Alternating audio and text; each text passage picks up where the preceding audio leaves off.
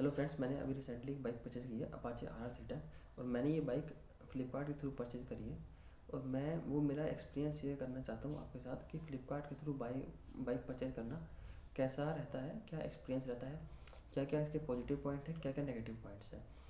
आपको फ़्लिपकार्ट के through bike purchase करनी चाहिए या नहीं करनी चाहिए, वो आप ये सारे पॉइंट जानने के बाद में डिसाइड कर सकते हैं। तो सबसे पहला पॉइंट आता है कि मैंने ये बाइक फ़्लिपकार्ट से परचेज़ क्यों करी और ये मेरे माइंड में कैसे आया। तो स्टार्टिंग यहाँ से हुई कि मैं बाइक का प्लान कर रहा था। मेरे पास एक एवेंजर 220 क्रूजर बाइक है ऑलरेडी, और मेरे को एक स्पोर्ट्स बाइक लेनी थी। एज ए मन था मेरा काफ़ी टाइम से स्पोर्ट्स बाइक लेने का। तो मैं सबसे पहले R15 के ऊपर था। फिर R15 मैंने देखी, मेरे को R15 अच्छी लगी, बट R15 थोड़ी सी कॉमन हो गई थी। तो मेरा था कि थोड़ा सा एक अलग सी बाइक ले लूँ, क्योंकि मेरी ये जो ड्रीम बाइक थी स्पोर्ट्स बाइक। तो मैं उसके कार्बन फाइबर एडिशन में जा रहा था, जिसका रेट थोड़ा सा ऊपर जा रहा था। देन आई डिसाइडेड कि फिर मैंने और ऊपर जाने की सोची, तो देखा उसमें अपाचे RR310 भी आ रही थी, और निंजा 300 थी, और उसके बाद में BMW G310 RR थी। ये 3-4 ऑप्शन और भी थे जो 300cc के सेगमेंट के अंदर थे। तो उनमें थोड़ा ही डिफरेंस था, 70-80 थाउजेंड का अप्रोक्सीमेटली डिफरेंस था। देन आई डिसाइडेड कि मैं इस सेगमेंट में भी जा सकता हूँ, और मैं दोनों के बीच में कंपेयर कर रहा था। देन मेरे को पता लगा, देन उसके कुछ टाइम के अंदर ही GST 2.0 की अनाउंसमेंट हो गई, एंड मैंने देखा कि रेट काफ़ी कम हो गया। लगभग 24-25 थाउजेंड के आसपास का डिस्काउंट इसके ऊपर मिल रहा था, अपना अपाचे RR310 के ऊपर। देन आई डिसाइडेड कि अपाचे RR310 ही मेरे लिए बेस्ट बाइक रहेगी। मैंने यामाहा R3, अप्रिलिया RS457 और Ninja 300 and BMW G310 RR, ये बाइकें क्यों परचेज नहीं करी, और मैंने अपाचे RR310 ही क्यों ली, ये सारी चीज़ें मैं नेक्स्ट वीडियो में बताने वाला हूँ, जिसमें मैं इन सबसे कंपेरिजन करने वाला हूँ, क्या मेरे को इसमें बेटर लगा और क्या उनमें बेटर था, बट फिर भी मैंने यही बाइक परचेज़ करी। उसके बाद पॉइंट पे आते हैं। उसके बाद मैंने इस बाइक के लिए पता करना स्टार्ट करा। मैं रेवाड़ी से हूँ बेसिकली, तो मैं रेवाड़ी में पता करा। रेवाड़ी में शोरूम वालों ने मना कर दी कि हम नहीं मंगवा सकते, आपको गुड़गांव से ही लेनी पड़ेगी। मैंने भिवानी, झज्जर, कोसली, आसपास कई डीलरशिप पे बात करी, बट सबने मना कर दिया कि हम नहीं दिला सकते, आपको जो प्रीमियम सेगमेंट के शोरूम्स हैं वहीं से लेनी पड़ेगी। देन मैंने गुड़गांव में बात करी। गुड़गांव में लगभग 2-3 शोरूम में मैंने बात करके मेरे कोटेशन मिली। कुछ शोरूम में गुड़गांव में भी मना करा कि हम नहीं दे सकते, जो स्पेसिफिक शोरूम बता रखे हैं उनमें ही आपको लेना पड़ेगा।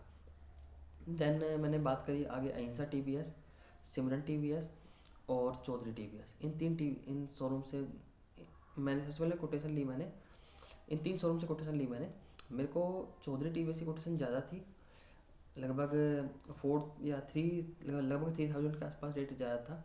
और सिमरन TVS और अहिंसा TVS का लगभग दोनों का बराबर था, हाँ 1000 रुपीज़ का डिफरेंस था।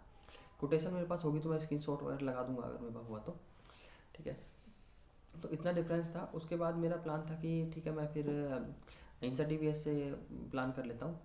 देन मैंने एक रील देखी कि मतलब आप बाइक फ्लिपकार्ट के थ्रू भी परचेज कर सकते हैं, उसमें कार्ड के थ्रू डिस्काउंट मिल जाता है। मेरे को बाइक कैश में ही लेनी थी, तो मैंने प्लान करा कि मैं कार्ड के थ्रू लूँगा और फ्लिपकार्ट के थ्रू ही लेता हूँ। मैंने उसके बाद सबसे पहले फ्लिपकार्ट पे कार्ड देखे, कौन कौन से कार्ड पे क्या डिस्काउंट चल रहा है। मैंने मेरे दोस्तों से बात करी जिनके पास ये कार्ड थे। SBI कार्ड पे लगभग 16,000 का डिस्काउंट चल रहा था।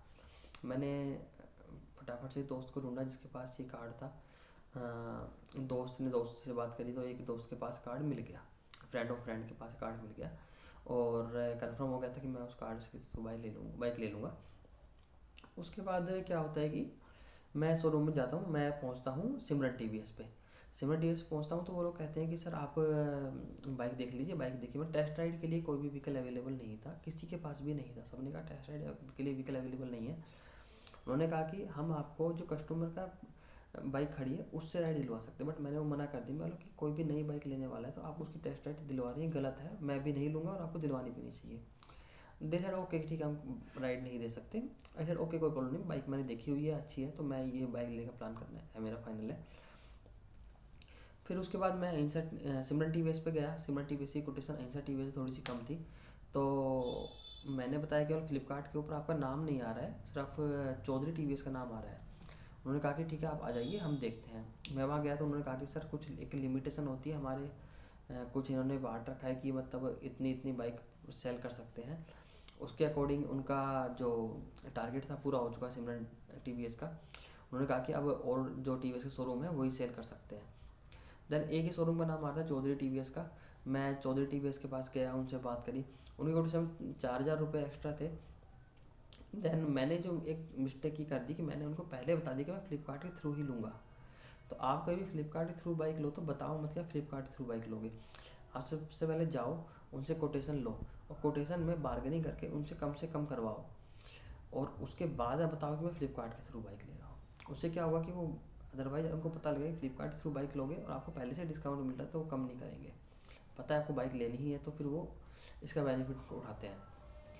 फिर उसके बाद मैं वहाँ पे शोरूम में गया और उन्होंने फिर कहा कि ठीक है आप फ्लिपकार्ट के थ्रू बाइक लोगे तो आप पेमेंट, उन्होंने दिखाया कि ये वाला मॉडल है, और वो सब देखकर मैंने फिर वो बाइक का मैंने, जब मैं अमाउंट दे रहा था मतलब पेमेंट करने वाला, तो मैंने फिर बात करी उनसे कि भाई कुछ डिस्काउंट करो इसके अंदर। तो उन्होंने जो कोटेशन थी उससे सिर्फ 1,000 रुपीज़ का डिस्काउंट करा, जबकि एक अच्छा खासा डिस्काउंट हो सकता था, बट मेरे को कार्ड से 16,000 का डिस्काउंट मिल रहा है। तो इसलिए मैं थोड़ा सा सेटिस्फैक्ट्री था कि हाँ ठीक है 16,000 का डिस्काउंट मिल रहा है।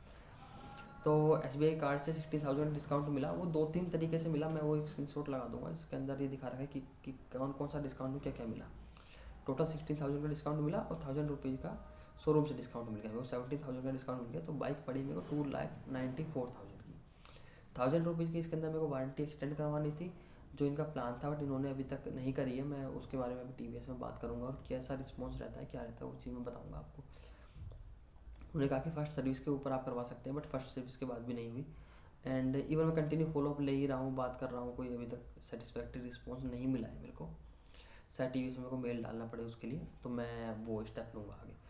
फिर उसके बाद ठीक है मैंने पेमेंट कर दी, एंड उसके बाद मैं देखता हूँ नेक्स्ट डे मेरे को दिखाया था bike delivered, but bike delivered नहीं थी। फिर मैंने उसका फ्लिपकार्ट में कॉन्टैक्ट करा, तो उन्होंने कहा कि सर बाइक 9 तारीख तक आएगी।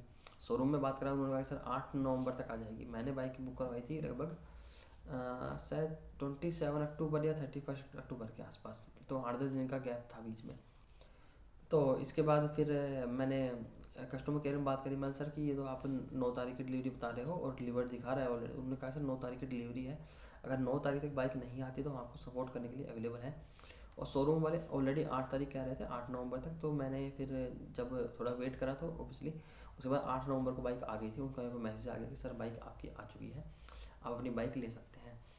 देन मैं उसके बाद मैं 10 या 11 नवंबर के आसपास में गया, मैंने PDI करी, और PDI करने के बाद में पेट्रोल वगैरह उन्होंने डाला उसके अंदर, और लगभग आई थिंक 200 रुपये का पेट्रोल डाला था शायद, ये 2 लीटर से भी कम आया था। स्पीड पेट्रोल डलता है इसके अंदर, जो गुड़गांव के अंदर 102 रुपये लीटर है। उसके बाद मैंने PDI करी, उन्होंने एक मेरी फ़ोटो ली और बाइक डिलीवरी का उन्होंने एज ए फॉर्मेलिटी कर दी कि बाइक डिलीवर हो चुकी है। और उसके बाद मेरे को 20 नवंबर को मेरी गुड़िया का बर्थडे था, तो 20 नवंबर पर लेनी थी। देन उसके बाद मैं बस एक मेन इशू यही आया कि जो इन्होंने डिलीवर्ड का पहले दिखा दिया था और वो डिलीवर्ड नहीं हुआ, तो ये था। बट वो मेरे को टाइम पे मिल गई तो मेरे को इशू नहीं आया। सेकंड चीज़ ये कि आप जब भी फ्लिपकार्ट के थ्रू बाइक लो, पहले सारे कार्ड्स पे डिस्काउंट चेक कर लो। कोई सेल चल रही हो तो लो, रेफरेंस दो कि कोई ना कोई सेल चल रही हो उस टाइम लो, कार्ड पे डिस्काउंट चल रहा हो उस टाइम लो। और शोरूम जाए कभी भी ये मत बताना कि आप कार्ड के थ्रू बाइक लेने वाले हो। आप सबसे पहले उनसे कोटेशन लो, उसके ऊपर बार्गेनिंग करो, प्राइस कम करवाओ, उसके बाद बताओ कि अब मैं पेमेंट फ्लिपकार्ट के थ्रू करूँगा। उन्हें कोई इशू नहीं होगा, क्योंकि वो पेमेंट उनके पास पूरी आनी है, उन्हें उसमें कोई इशू नहीं है। जो भी पेमेंट कम है ना, वो आपका प्रॉफिट है, उनको पेमेंट पूरी मिलती है। तो ये सारा प्रोसेस था। उसके बाद मैं बाइक की डिलीवरी ली, और फिर देन मैं बाइक को भी लगभग 2 महीने हो गए मुझको यूज़ करते हुए। 20 जनवरी को 2 महीने हो जाएंगे, और मैं पहली सर्विस करवा चुका हूँ, और बाइक लगभग 1200-1300 किलोमीटर भी चल चुकी है। तो जो भी मेरा एक्सपीरियंस रहा इसको लेने में, ये तो मेरा एज ए बाइंग एक्सपीरियंस था फ्लिपकार्ट के थ्रू। मेरा बेसिकली यही एक्सपीरियंस रहा फ्लिपकार्ट के थ्रू बाइक बाय करने का। लगभग अच्छा एक्सपीरियंस रहा, कोई खास इशू नहीं आया। और आप लोग भी फ्लिपकार्ट के थ्रू बाइक बाय करना चाहते हो तो बाय कर सकते हो। मैं दोनों पॉइंट जो है लास्ट में मेंशन कर देता हूँ ताकि आप याद रहे।